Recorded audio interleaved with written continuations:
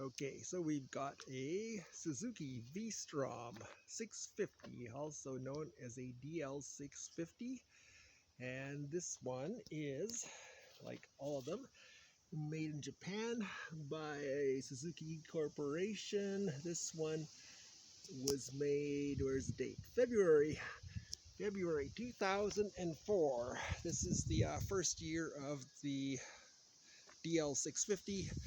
The 1 liter version had been out for a couple of years already.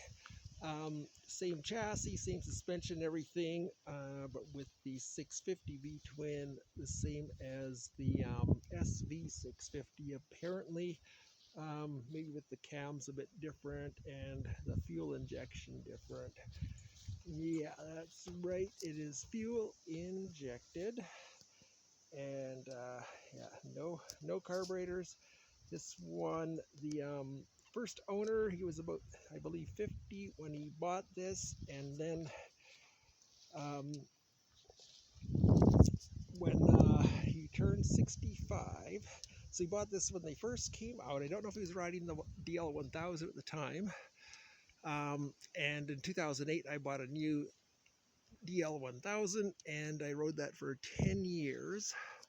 When he had 65, he always brought in the same dealership in Surrey, BC. This bike was in BC until 2021. And he had it serviced the prior year. He had to put the new Michelin Anarchy tires on it. And I was planning to buy a new one because there were no used ones at a reasonable price. And I went in, and this one was sitting on the showroom floor looking mint. The other two pieces of the luggage are in the garage. So factory 3-piece luggage. The bar ends are not original. That's this one locks on this side, so if I put some throttle on it, and like if you're cruising down the highway and you turn that one, it stays there. So that's your poor man's cruise control. And then a little bit of a turn and it pops back. We've got the usual controls here. Let's see, turn it on. And it's almost 6 p.m. Yesterday morning I went around the block around 7 a.m. because I was washing it outside and we had rain coming, so I wanted to get into the garage. So you can see, what are we on? Oh, we're on trip meter. So we're 272 kilometers on this tank. And the selection is the left button. 2,662.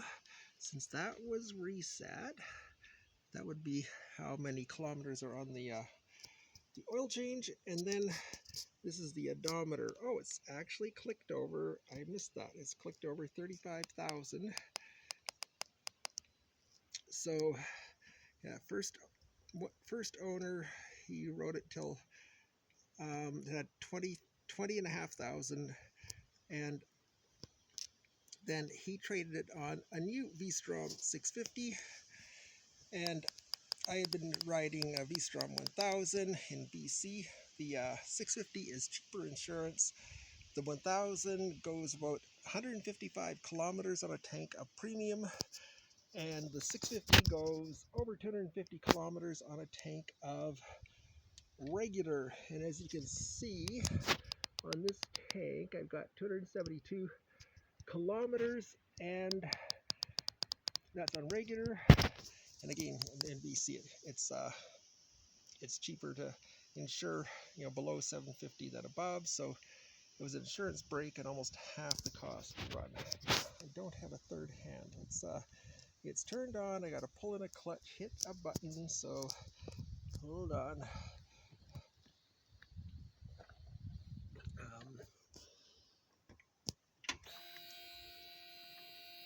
Okay.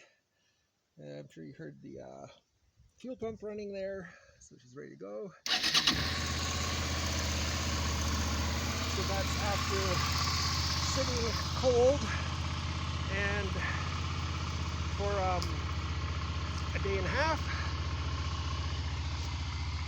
And that's fast idle. It'll slow down. And when you want to change the idle speed on one of these, there's a little screw here. That's your idle adjuster. On this side, these of course are the brackets for the luggage. Passenger pegs, nice sturdy pegs for carrying full-size adults. This thing keeps their foot in place, but you also strap stuff down here. The guard here, our hand hold, is really sturdy. That's the factory option. That pairs well with the center stand, which is not standard. The center stand is an optional item on these. What else we got here? Still has BC plates on it, but it went through a safety in June in Selkirk, so it's a fresh Manitoba safety on it. Although it doesn't matter which province it gets the safety in. For insurance, as long as it's Quebec or further west. Eastern Canada safeties don't apply, apparently, and don't ask me why. So, okay, we're still on fast idle. It's all stock exhaust too. A lot of people modify the stock exhaust. That's, on YouTube. Stuff, they open this up, take the cover off, and then take the part of there. Usually, sometimes you just cut off that little bit of pipe sticking out there, which should make a difference, but it does. It gives a bit deeper sound. And let's see, on this side, again, we got our passenger peg, and the important thing here is the adjustment on your suspension. Okay, that's cranked up all the way because we did a 2-hour ride through Petersfield a couple weeks ago, and you turn it back and you're just adjusting the preload on the hydraulics for the single shock suspension, which you probably can't really see in there.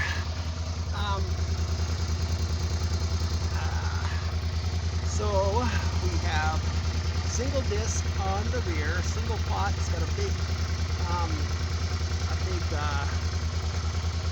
diameter piston. I've got a slider on the back just in case. Of course, it hasn't been used, hasn't been scraped. We've got our oil filler, oil level. Now, if it was on the center stand, I think I got a picture of that with it kind of right in the middle on the center stand. Writing on this one back here says rear, in case you're confused on those. So we've got each cylinder has its own throttle body, fuel injection system. You can see the setup with the twin cams. So 4 valves, and the 1000 has 2 spark plugs per cylinder. I think the 650 is only 1 plug per cylinder. We've got an oil cooler. We have a terrible location for an oil filter down there, and the prior V-Strom, I put a skid plate on it. This one I haven't really taken off road. It's been on gravel roads and stuff like that, but hasn't been off road by me or the original owner. So no skid plate on this one. The prior one I put on the EV Italian crash bars. This one has the more expensive but almost identical German crash bars from SW Motech, who supplies most of the gear that you'll see on those expensive loaded up BMW GS bikes parked in front of Starbucks on a Sunday. Got the big body out here, and the face that only a mother can love. The biggest drawback on the V-Strom might be its looks. Got that Japanese flying magic dragon look or something going on there. Actually, on my V-Strom 1000, I put black tape on the headlights, kind of following this curve down here, where you got this chrome stuff behind here, and I just covered all that stuff up, and it looked kind of like a normal bike. That's about it. So title's at yeah, 1100. That's probably what it's set for. And yeah, 6-speed transmission.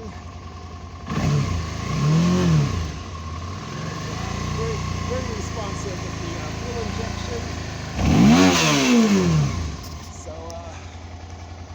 don't have to worry about damaging anything. There's a very hard rev limiter, electronically limited, 10,500 RPM, and that's about it.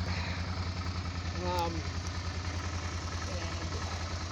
slid in the Red River Gumbo and went down that black moosey stuff. Managed to put it gentle, but still a bit of a dent in the fuel tank here last summer. And that's when I decided that this fabulous bike is just too heavy for the old man or too tall. And I'm looking for something lower or lighter. So that's it. V-Strom 650 in Petersfield, 3-piece factory luggage. I'll take the same key, several keys for the luggage. Oh, and the other problem in the V-Strom compared to the 650 compared to the 1000 is they mutilated the seat on the 650 to make it suitable for shorter riders. That's not the stock seat. That looks like a DL-1000 seat with a little more foam, so it's a little taller. This is from Seat Concepts in Idaho, and this seat is very, very comfortable. This is not at all like a dirt bike seat. It's, I can't remember what the width is there, 15, 16 inches of width for the rider, and the passenger gets a lot of seat there as well. It's very, very wide, comfortable seats. So yeah, weird bike, adventure tourer, sort of oversized dual sport, handles like a sport touring bike with seats as comfortable as most cruisers. Okay, I think that's about it. Right.